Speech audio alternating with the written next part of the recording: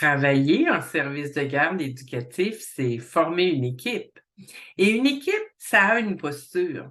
Et la posture, j'avoue qu'elle est difficile, surtout depuis l'avènement de la pénurie de main-d'œuvre. Pourtant, on le savait que ça s'en venait. Déjà en 2004, j'en parlais. Tu sais, tout ce que je te partage depuis quelques semaines, ça s'applique tant aux éducatrices qu'aux équipes de gestion. Je te dis ça parce que, comme leader, peu importe à quel niveau tu te trouves comme leader, ton monde, il se colle à ta posture. Ça veut dire que les enfants suivent leur éducatrice. Les éducatrices suivent toutes sortes de noms, superviseur, directrice adjointe, conseillère, enfin, peu importe le nom, tu comprends ce que je veux dire. Puis il y a aussi la direction générale qui impacte tout ce monde-là. Puis des fois, il y a plusieurs aussi niveaux de direction. Ça arrive qu'il y a plusieurs directeurs adjoints, directrices adjointes qui sont dans un même milieu selon les grosseurs de nos milieux. Alors, tout ce monde-là, chacun, sa posture impacte quelqu'un dans l'équipe. Alors moi, je t'invite à te poser la question.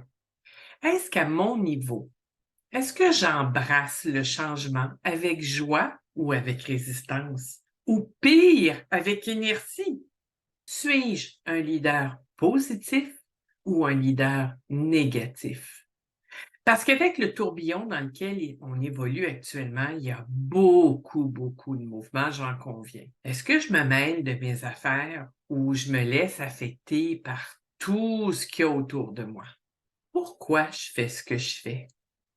Pourquoi j'ai choisi d'être là? Un jour, j'ai choisi d'être là. Un jour, j'ai passé une entrevue et puis là, on va en faire ce poste-là et j'avais le choix de dire oui ou de dire non. Alors, pourquoi j'ai dit oui? Pourquoi j'ai fait le choix d'être là? Et si souvent, là, on bascule et on se dit que les autres ne font pas ce qu'ils devraient faire parce qu'on se positionne dans le jugement.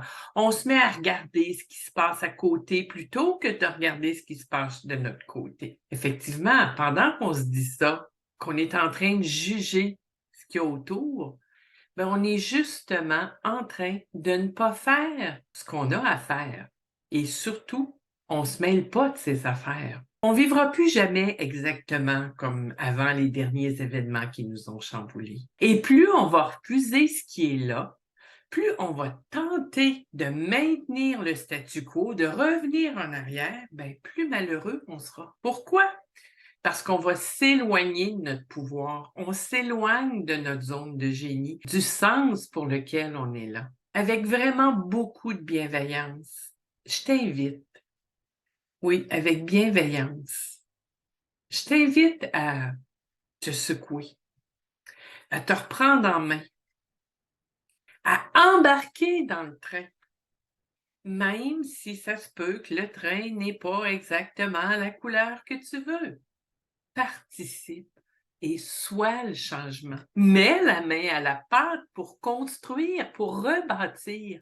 On ne revient jamais en arrière, on avance. Imagine avoir un projet ou des projets d'équipe, embrasser le changement. Ça fait tellement du bien, ça nous motive, ça nous aide, ça nous soutient. Ben go, démarre-le le projet, arrête d'attendre après les autres. En cessant de nous placer en mode tolérance devant l'intolérable, parce qu'on baisse les bras, parce qu'on n'en peut plus, parce qu'on est tanné, on n'a plus le goût. Et pourquoi on n'a plus le goût? Posons-nous les bonnes questions. Si tu es là, c'est parce que tu avais le goût d'être là. Puis c'est pas vrai que tout a chambardé tant que ça à l'intérieur de toi. C'est juste que tu as perdu tes repères. Alors, c'est pas tout à fait toi. Donc, retrouve qui tu es.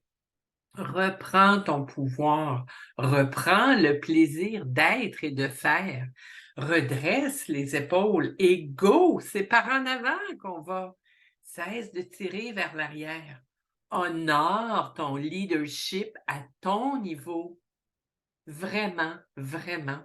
Assure-toi de garder un esprit positif et une posture de leader. On est tous leaders de quelqu'un. Je te souhaite vraiment le meilleur des succès. C'est une collaboration entre Hélène Morin, experte conseil et formatrice en petite enfance, et moi-même, Lise Maheu, master coach formatrice, consultante et conférencière. Restons uniques et unis pour une vie d'équipe plus harmonieuse.